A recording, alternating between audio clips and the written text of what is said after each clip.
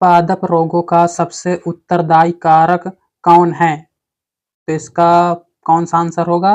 फफूंदी, जीवाणु, विषाणु या प्रोटोजोआ? इसका सही आंसर है फफूंदी। नंबर दूसरा क्वेश्चन पर चलते हैं। क्वेश्चन नंबर सेकंड, पौधों का रोग प्रतिरोधी बनाया जाता है। किसके द्वारा पौधों को रोग प्रतिरोधी बनाया जाता है? तापीय क्रिया से, हार्मोन क्रिया से, जंगली किस्म के प्रजनन करा के, या फिर कोलविसिन क्रिया से। नंबर तीसरा इसका सही है, जंगली किस्म से प्रजनन करा के पौधों को रोग प्रतिरोधी बनाया जाता है। अगला क्वेश्चन है क्वेश्चन नंबर 3 में है, हरित बाली रोग किस फसल से संबंधित है? तो हरित बाली रोग ये संबंधित है सरसों से, धान से, बाजरा से या फिर मूंगफली से। तो इसका सही आंसर है नंबर तीसरा, बाजरा से संबंधित है हरित बाली रोग। ठीक है, चौथा नंबर क्वेश्चन पर चलते हैं। क्वेश्चन नंबर चौथा, टिक्का रोग किस फसल से संबंधित है? तो टिक्का रोग जो संबंधित है सरसों से, धान से, बाजरा से या फिर मूंगफली से। तो इसका सही आंसर है नंबर चौथा, मूंगफली से संबंधित है। मूंगफली में टिक्का रोग पाया जाता है। ठीक है, और नंबर चौथा हो गया। पांचवें पर चलते हैं। क्वेश्चन नंबर पांचवा है, धान का प्रसिद्ध रोग खैर रोग किसके कारण होता है? एक क्वेश्चन ये भी बनता है कि धान में कौन सा रोग होता है, या फिर खैर रोग किस में पाया जाता है? तो धान में पाया जाता है, चावल में। ठीक है, तो इसका सही आंसर क्या होगा? धान का प्रसिद्ध रोग खैर रोग किसके कारण होता है? तो फफूंदी के कारण, जीवाणु के कारण, विषाणु के कारण या फिर जस्ता की कमी के कारण। तो इसका सही आंसर है जस्ता यानी कि जिंक की कमी के कारण होता है पौधों में खैर रोग। ठीक है, अगला क्वेश्चन पर चलते हैं। क्वेश्चन नंबर छठवां है, चाय में लाल रस्ट रोग किसके कारण होता है? तो चाय में लाल रस्ट रोग होता है जीवाणु के कारण, लाइकेन कवक या हरे शैवाल के कारण। तो ये होता है हरे शैवाल के कारण होता है। अगला क्वेश्चन है क्वेश्चन नंबर सातवें पर चलते हैं। नींबू का कैंकर किसके होता है? किससे होता है नींबू का कैंकर? कवक के द्वारा, जीवाणु, विषाणु या फिर निमेटोड से। इसका सही आंसर है जीवाणु के कारण होता है कैंकर होता है नींबू का कैंकर। अगले क्वेश्चन पर चलते हैं। क्वेश्चन नंबर 8वां, फसलों का आक्रमण करने की कीट की प्रायः कौन सी अवस्था अधिक हानि पहुंचाती है? तो ये भी मोस्ट इंपॉर्टेंट क्वेश्चन है कि फसलों पर जब आक्रमण होता है तो कीट की प्रायः कौन सी अवस्था होती है जिस अवस्था में वो हानि ज़्यादा पहुंचाती है? अंडा की या फिर प्यूपा की, कैटरपिलर या इमेगो? इसका है कैटरपिलर की जो अवस्था होती है तो पौधे ज़्यादा मतलब ग्रसित हो जाते हैं इनके कारण।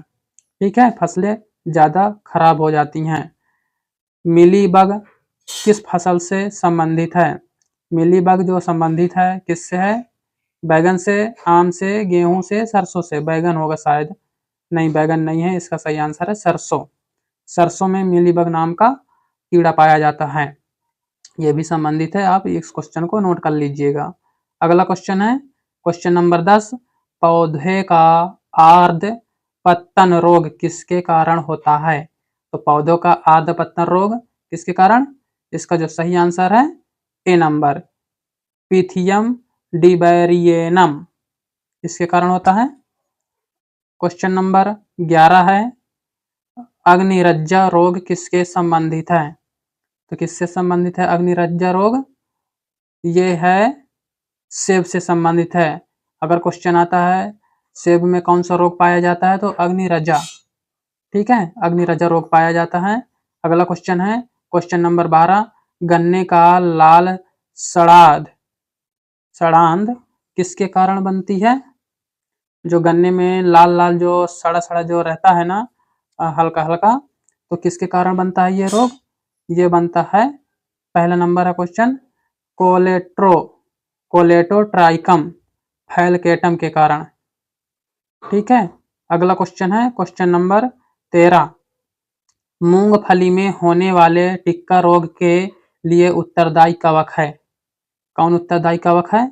इसका सही आंसर है पहला, सर्कोस्पोरा परसोनेटा। क्वेश्चन नंबर 14 है, निम्नलिखित में से किस कवक के कारण बाजरे के ग्रीन ईयर रोग होता है? तो बाजरे में जो ग्रीन ईयर रोग होता है ये भी नोट कर लीजिएगा कि बाजरे में ग्रीन ईयर रोग होता है। किसके कारण होता है यह रोग?